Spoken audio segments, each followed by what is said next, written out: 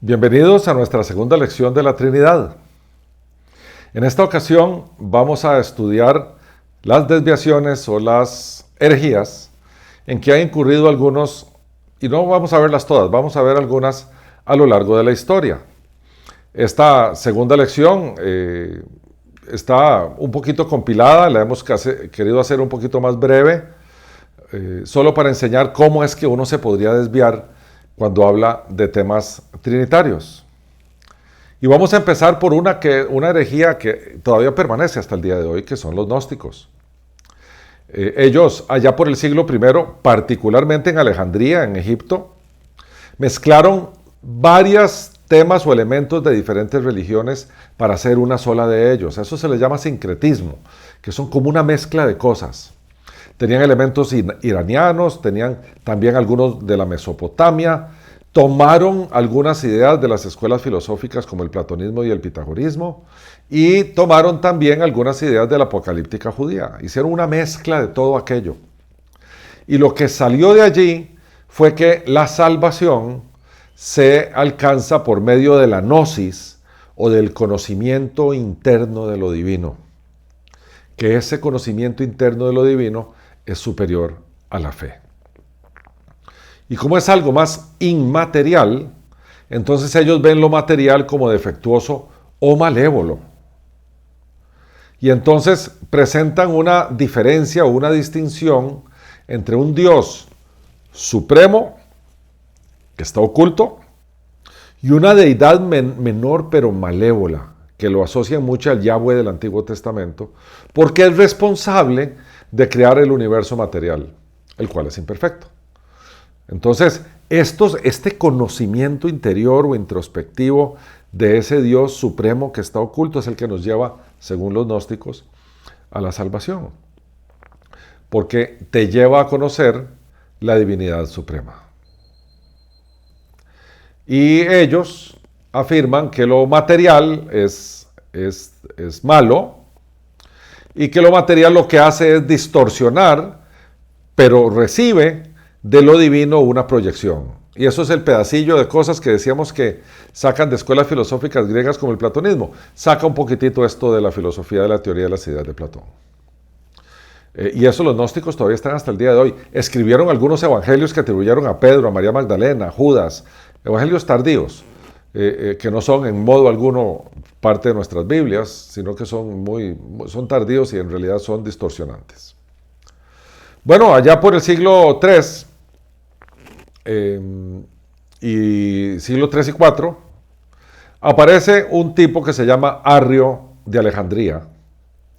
Y Arrio lo que dice es que Jesucristo es hijo de Dios, pero no era Dios, sino que Dios lo crió y luego lo adoptó como hijo, porque sabía cuál iban a ser sus méritos. Arrio lo que postulaba es que el Padre es la única persona y la única divinidad, es el Dios creador de todo y no hay otro como Él. Esto se parece mucho a la teología de los testigos de Jehová, que afirman algo parecido, pero nos vamos a quedar ahí en los arrianos. Eso hizo una división en la iglesia tremenda, que después se dilucidó en un famoso concilio allá en Nicea, que lo vamos a ver más adelante. Otra de las herejías eran los modalistas. Los modalistas arrancaron con un tipo llamado Sabelio, allá por el año 215 después de Cristo, y lo que dicen es que Dios no es una sola esencia manifestada en tres personas, sino que en realidad es un ser que se muestra en modos distintos dependiendo de los tiempos. Y estos modos se derivan de Él. Por ejemplo, este Dios, que es uno solo, opera de tres maneras y dependiendo de cómo opera, así se le llama.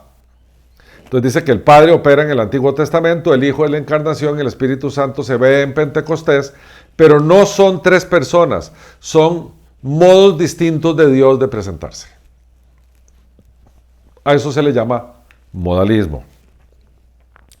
Estas cosas fueron dilucidadas por la iglesia porque todo el mundo se tenía que poner de acuerdo en algo y tenía que tener las escrituras enfrente, que esto es lo más importante. Entonces vemos allá por el año 325, en el norte de Turquía, en un pueblo en el norte de Turquía que se llamaba Nicea, se reúne a la iglesia, se llaman a todos los oficiales de todas las iglesias y quieren conocer este tema del arrianismo. Y quieren decidirlo para ver cuál doctrina se acepta como verdadera conforme a las Escrituras. Y ahí los defensores del arrianismo eran Alejandro de Alejandría, era Arrio, discúlpeme, y el defensor de la Trinidad, las tres personas en un solo Dios, era Alejandro de Alejandría. Y de verdad que la cosa se puso candente. Después a Alejandro se le unió Atanasio, un padre de la iglesia famosísimo, que ellos dos lo que postulaban es lo que postula el Nuevo Testamento, que Jesús en un solo ser tenía dos naturalezas, la humana y la divina. Y por lo tanto, de aquí se deriva la doctrina de que Jesús es verdadero Dios y verdadero hombre. En el otro lado de la calle estaban Arrio y el obispo Eusebio de Nicomedia, que ellos decían que Cristo había sido la primer creación de Dios y por lo tanto no era Dios. Pero habiendo sido creado, es imposible que fuera igual al Padre. ¿Cuál fue el resultado del concilio de Nicea? El concilio de Nicea decide que Jesús tiene doble naturaleza, es verdadero Dios y verdadero hombre, y por lo tanto los arrianos fueron declarados herejes y fueron expulsados de la iglesia. Y esa es la doctrina que prevalece hoy porque es la bíblica. Pero siempre aparecen nuevas. Más tarde, 125 años después, aparece otra herejía sobre la naturaleza de Jesús. Eutiquio proponía el monofisismo. El monofisismo, la palabra viene de monos uno y fisis naturaleza, que Jesús decía, Jesús solo está presente en naturaleza divina y no humana. Que Jesús no fue humano, que era solo divino. Y entonces estaban de nuevo otra vez los que defienden la ortodoxia cristiana que está en la Biblia, que decían que no, que Jesús tiene dos naturalezas, la divina y la humana, en un solo ser. A eso se le llamó la unión hipostática. Ya veremos esa palabra más adelante, no me voy a detener en ella aquí. Lo que quiere decir es que en un ser, en Jesús, habían dos naturalezas. Era la divina y la humana en un solo ser. ¿Qué decidió el concilio de Calcedonia? Lo mismo que había decidido antes el concilio de Nicea, que Cristo era verdadero Dios y verdadero hombre. Bueno, yo les dije que esta lección era breve. Lo que me interesaba básicamente es ver cómo uno fácilmente se puede desviar de la doctrina bíblica de la Trinidad, asumiendo tal vez algunas tonalidades y las saca o las pone al margen y puede haber una desviación importante, porque como decíamos al principio, de la doctrina de la Trinidad depende la historia de la redención.